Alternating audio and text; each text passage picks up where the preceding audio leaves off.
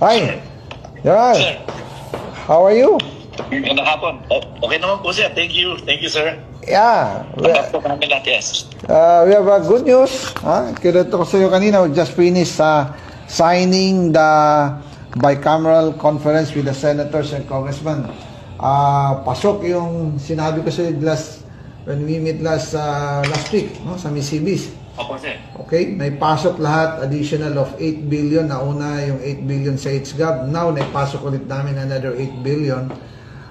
That's 16 billion. So, total yung buong 350 pesos na... So yeah. Can I take a video of you, sir? Sure. Okay. Yes, sir. I can show it to the staff, sir, as the personnel when I talk to them next on the 14th, on Saturday, sir. Thank you. No problem. Yes, maganda yan malaman ng mga staff na we are taking care as per instruction by our speaker, instruction by the president.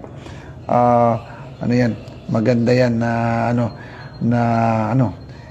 malaman ikaw sa Solcom. You have to malaman ng mga troops natin. And actually, we'll see you on Friday. Are you coming sa ano? Dadating ka ba sa Friday? Sir. Oh, December 13. Yes, sir. Doon ang formal natin. Oh. Opo, sir. Sa evening na siguro, sir. Evening. Kung dadating si speaker. Speaker kami ulit na dalawa. So, we'll inform you on that. So, hopefully, ma-approve ngayon sa plenary for ratification yung pinirma ng BICAM. Sa Senate, they will also approve it also this afternoon. Para yung 7.5 na nare-receive ng CAFCO, magkakaroon sila more or less dagdag na 10,500. So that's more than double of their salary. Yes, sir.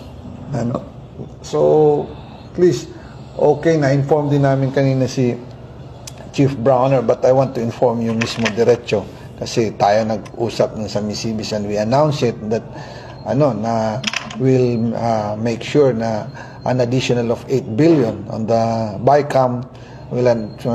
Thank God na we're successful tayo na naipasok natin ito sa kasundaluhan. So please inform our soldiers na natuloy and na then the president will approve the budget more or less December 20. So once approved yan, starting next year, meron ng allocation ng ating mga kasundaluhan ng 350 pesos a day na subsistence allowance. Maraming salamat po, sir. Makakarating po, sir. I'll show the video to all our staff and mga sundalo po dito sa Solcom, sir. Yes. Maraming salamat po, sir. Thank you for your service. Kami here to support the AFP, the milmen in uniform.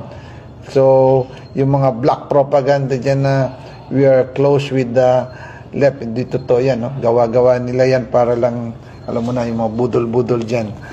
So, anyway, that's it. We're successful and thank God na tuloy to. Yeah. Thank you po, sir. Thank you rin. Sir, do you have, can we request a short Christmas message sa ating mga tao, sir, sa mga personnel natin, ng mga tropa? Oh, yeah, sure. To all our soldiers in the ground, you have a Merry Christmas and a Happy New Year. Dahil dito sa subsistence allowance, this would be the legacy of the BBM administration under the leadership of the House Speaker Martin Romualdez. And we appreciate your service to the nation. Lahat na tulong ninyo sa pagdepensa sa ating bansa, sa ating sovereignty, sa ating peace and order.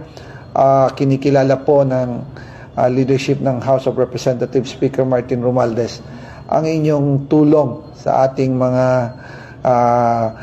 kababayan, sa ating buong bansa. Kaya kami nagpapasalamat and we know matagal na itong badly needed but we just heard it last August kay Chief Browner na kung pwede may pasok. So right there and then hinabol natin to sa HGAB, then now additional of another 8 billion, naging 16 billion. So again, congratulations sa inyong lahat and hopefully